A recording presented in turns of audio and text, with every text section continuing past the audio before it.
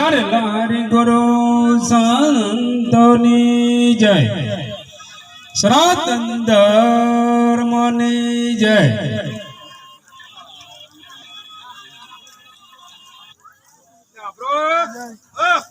સભામાં થોડી શાંતિ જાળવજો.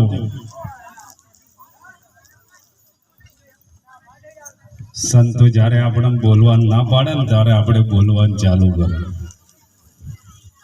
અને સંતો આપણને બોલવાનું કે ને ત્યારે આપણે બંધ કરો. 3 વખત જે બોલાય કોઈ બોલ્યા નહીં. આમ તો આપણા સંતો એવું કીધું છે, રોજ સવારે વહેલા ઉઠીને કોલગેટ ગાવાથી મુખ પવિત્ર ન થાય,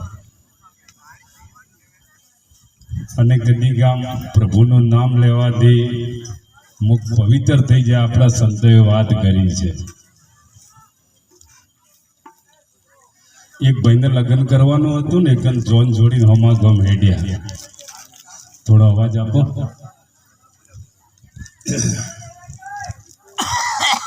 એકી પેલા વરરાજાના અખાયા હતા ને, એમને કીધું કે હવે તમારે ભણવા જવાનું છે ને, કઈ બોલાય નહીં.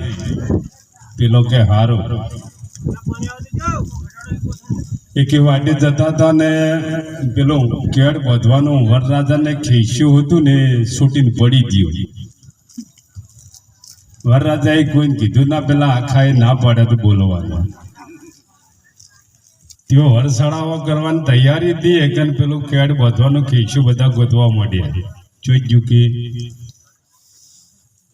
પેલો બધા ગોતે, વરરાજા કહે તો વાટી પડી ગયું તો કે તાર કેવું ના પડે કે પડી ગયું હોય તો, કે તમે ના તો કીધું બોલવાનો ચમ કરીને કેવું. એટલે પણ કે પડે તો કેવું પડે નહીં, અમે બોલવા ના કીધો તો પણ પડે તો કેવું પડે. સારું કે તારે હળી વાર પડશે કને કેયો. સોરીમાં ફેરા ફરતો હતો અને કન્યાના પગમાંથી જોજરી પડી. પેલો વરરાજા કે પેલી બેનને પડ્યું. હા, તે બોલવા ટોણે બોલ્યો ને, અને નતું બોલવાની બોલે છે. હું બોલ્યો કહું જોન લઈને પાછો આવવું પડે. હા, કે બેનને પડ્યું. આપણી આવી દશા ના થાય એના માટે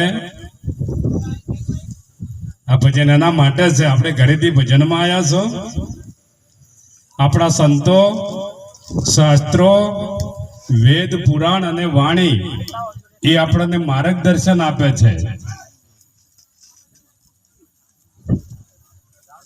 તુલસીદાસ મહારાજે સરસ વાત કરી.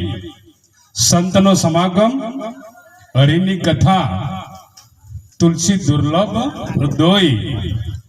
બધું જીવનમાં મળે, પણ એ સંતનો સમાગમ અને હરિની કથા મળવી મુશ્કેલ છે. પંડિતોને બોલાવીને આપણે અહીંયા કથા કરાવો. સત્યનારાયણ ભગવાનની કથા કરે, વિષ્ણુ પુરાણની કથા કરે, ભાગવત ગીતાની કથા, રામાયણની, મહાભારતની બધી ઘણી કથાઓ કરે, પણ હરિની કથા તો કોઈ સંત કરે. વિષ્ણુની કથામાં વિષ્ણુનું જાણવા મળે, શિવજીની કથામાં શિવજીનું જાણવા મળે તમને. ગરુડની કથામાં ગરુડજીની વાત જાણવા મળે. પણ કોઈ એવા તત્વજ્ઞાની મહાપુરુષો હોય તમને તમારી કથાની વાત કરે. એ કે ખરેખર આપણે અંબારામ મહારાજે એક વાણીની અંદર વાત કરી છે. આટલો સંદેશો મારા ગુરુને કહેજો, સેવકના હૃદયમાં રહેજો.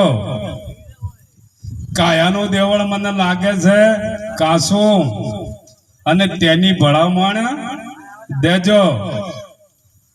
કાયા પડે તો જો જઈને સમાશે એ ઘર બતાવી દેજો. એને ખરેખર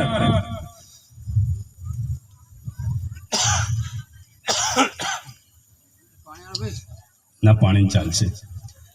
આપણને કોટી જન્મના બુંદી આવો મનુષ્ય અવતાર મળ્યો છે.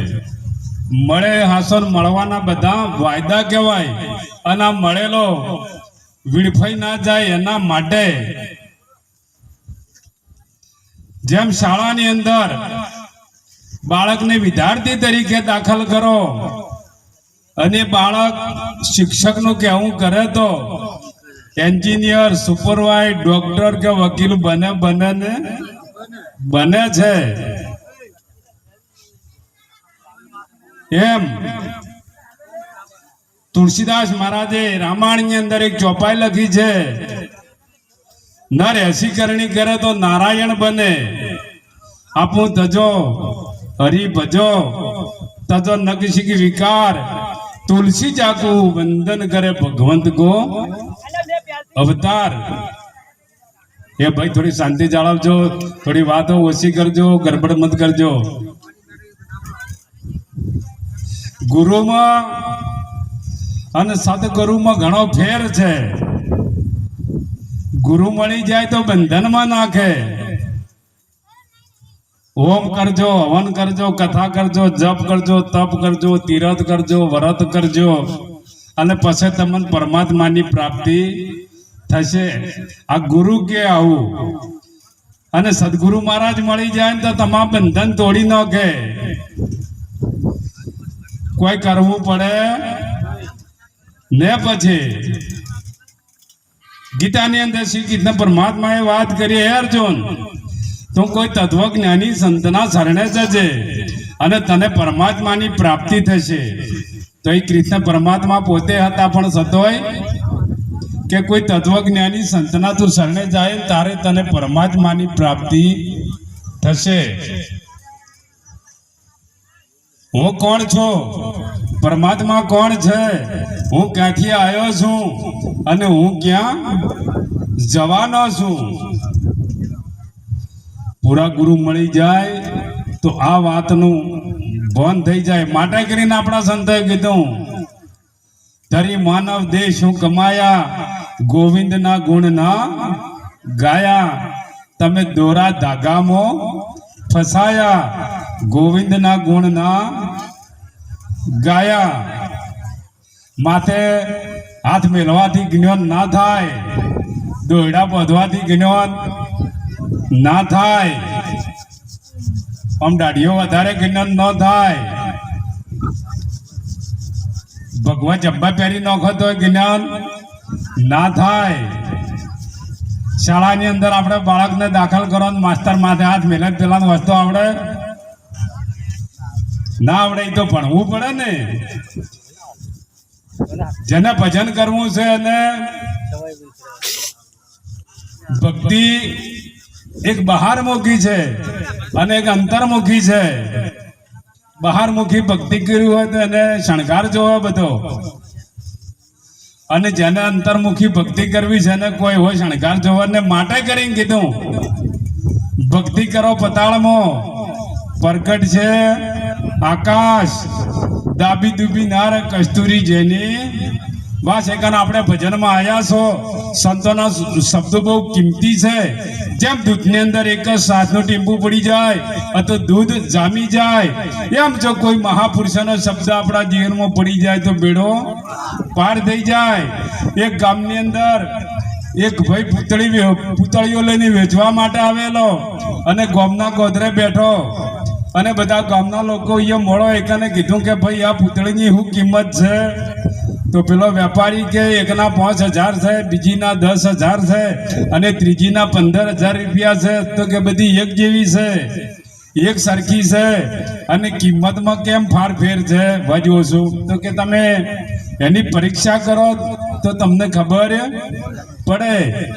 એકને પેલા એક પૂતળીના કાનમાં હળી નાખી અને બીજા કાનમાં થઈને બહાર નીકળી કે ઓના 5,000 રૂપિયા કિંમત છે, અને બીજી પૂતળીના કાનમાં સળી નાખી અથવા મુખમાં થઈને બહાર નીકળી તો કે એના 10,000 રૂપિયા કિંમત છે, અને ત્રીજી પૂતળીના કાનમાં સળી નાખી તો અંદર પેટમાં ઉતરી ગઈ તો કે એના 15,000 રૂપિયા કિંમત છે.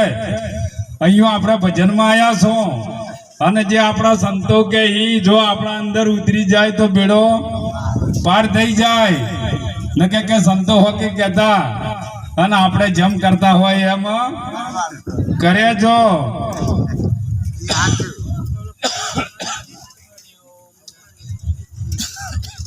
ખરેખર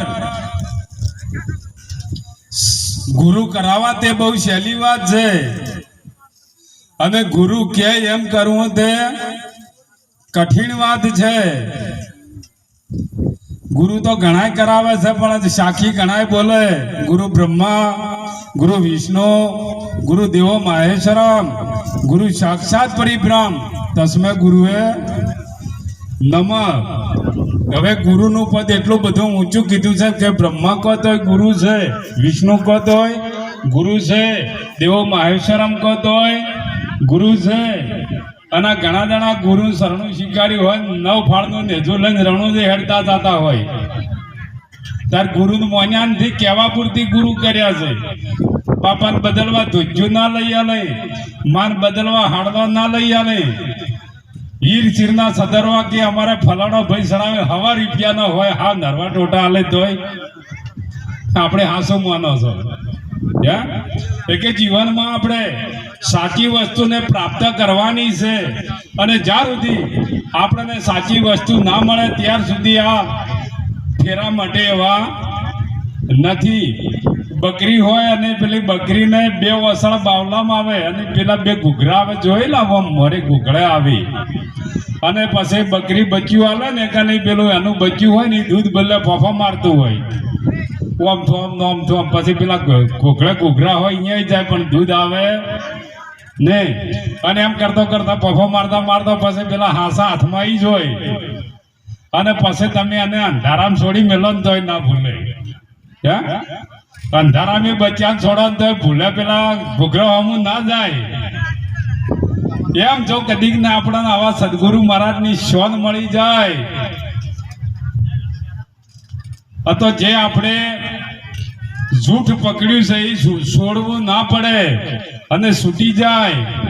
આપણે ગણો કે એક હોની નોટ પેલા નંબરીઓમાં આવે અને એક હાસી આવે, બે એક જેવી લાગે, અને પેલી નકલી નોટ તમારા હાથમાં આવે કે તમારા મને હોની છે, પણ ઓલા દુકાનદારના અહીંયા લઈને જો તો એ તમને કોઈ અનુ આપે ને, એકન તમને ખબર પડી જાય કે આ નકલી છે, હોનું કોઈ આવતું નથી. ગોરખનાથજી મહારાજે એના માટે વાત કરી, મનછા માલણી ગોરખ તું જાગતા નર શેવ, તને મળે નુરીજન દેવ.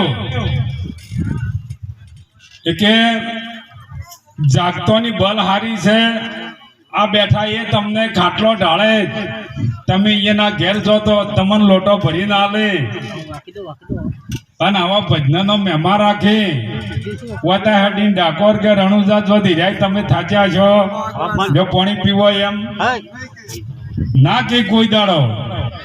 અને આ બેઠી પ્રગટ મૂર્તિઓ છે, અને વહેલા મોડું કરમ સંજોગે કોઈ દાડો 25 રૂપિયાની જરૂર પડે કે કોઈ કામ પડે તો આ બેઠા એ ના કન તમે જાઓ, અને આ બેઠા તમારું કાર્ય કરશી.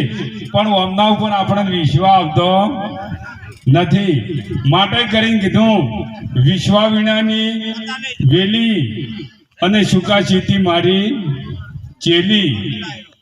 ખરેખર સવારામ મહારાજે કીધું છે, સુરતા સુગડ સમેટે એના ગઢમો સાહેબ બેટે, પડ્યું ત્યાં ગોતે ને ગોતે શેટે શેટે, વાલો થઈ ફરે વિરોધી જોઈ ગાલે નીચું, કોઈ સુરતા સુગડ સમેટે એના ગઢમો સાહેબ બેટે. તમારે પરમાત્માને કોઈ શેઠું નથી. આ માઇકની અંદર કરંટ છે પણ દેખાતો નથી, પણ આપણને ખબર પડે આ હું બોલું ને કાન અવાજ થોડો ઉથવાળો આપે કે આપણને ખબર પડે કે અમુક કરંટ છે. પેલો બલ્બ છે એમાં એનો એ જ કરંટ છે, બીજો નથી. પણ એ પેલો શું કાર્ય કરે છે? પ્રકાશ આપે છે. બલ્બ છે એ પ્રકાશ આપે કે આપણને ખબર પડે કે અમુક કરંટ છે.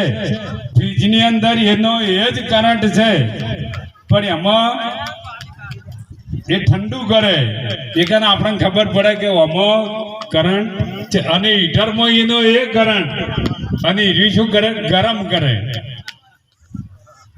સાધનો જુદો છે અને બધા કરંટ એક છે.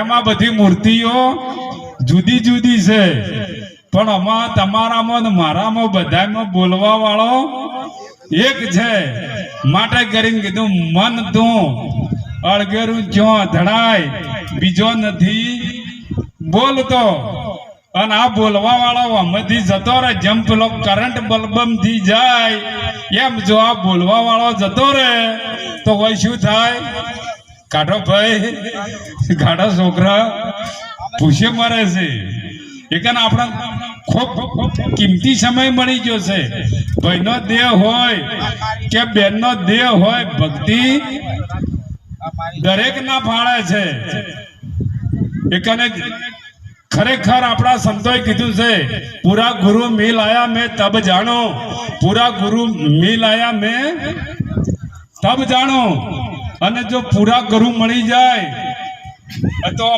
આપણે કીધું છે કે આની અંદર 3 પદ બાદ હોય નામ રૂપ અને ગુણ આ 3 પદ બાદ થાય તો ચોથું પદ અવિનાશ છે અને ચોથા પદનો ભેદ જાણે તેને કહીએ હરિનો દાસ આ રૂમાલમાં દેખાય અને રૂપ કીધું છે અને વપરાય અને ગુણ કીધો છે અને રૂમાલ એવું નામ છે અને આ 3 પદ બાદ થઈ જાય પછી ઓનું શું કહેવાય એ પૂરા ગુરુ મળ્યા હોય ને એની મતી પોકે કંઠીઓ બધાયા હાટે અને દોડા બોજા હાટે કોઈ મેળ પડે એવો નથી એકને કોઈ તત્વજ્ઞાની સંતના સાનિધ્યમાં જજો અને આ વાતને તમે જાણજો જેમ હોનાને દાગીનાને કોઈ શેટવું નથી માટીને માટલાને કોઈ શેટવું નથી એમ તમારે પરમાત્માને કોઈ શેટવું નથી પણ જ્યાં સુધી સદગુરુ મહારાજની શોધ નહીં મળે ને ત્યાર સુધી મેળ પડવાનો નથી વિષ્ણુ ભગવાનના ઘરે નારદજી જોય અને ઊભા થઈને હેડે ને કે વિષ્ણુ ભગવાન લક્ષ્મીજીને કે આ બેઠા ને અહીંયાથી માટી ખોજીને બહાર નોઈશાવો અને એ હાવણે કરીને પગે હોય ત્યાં ભાગોપરા અને પેલા બેઠા હોય જગ્યા પર પાછી નવી માટી ભરો અને ઉપર લેપી નાખો એકને નારદજી વિષ્ણુ ભગવાનના ઘેર કાયમ બેહવા જો લક્ષ્મીજીને કાયમ આવું કરવું પડે એ કે લક્ષ્મીજી કંટાળ્યો એકને એક દાડો નારદજીને વાત કરી કે નારદજી તમે અમારા ઘેર આવો છો અને તમે ને વિષ્ણુ ભગવાન બે મિત્ર છો પણ એ તમારા મિત્ર છે પણ તમારી હેડા ચીડકી મન કેવું કરાવે કે તમે બેઠા હોય ને અહીંયાથી માટી કે ખોજીને બહાર નખાવે પછી અહીંયા અનાવપુર કે લેપી નખાવે અને તમે હેડ્યા હોય ઝપાવથી કે પગે ભાજી નખાવે હાવણે કરીને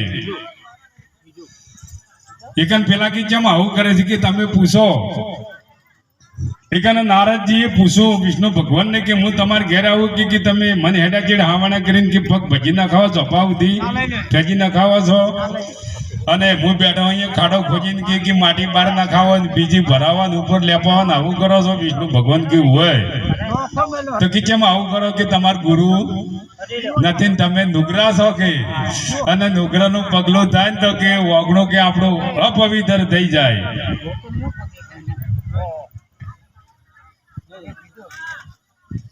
ખરેખર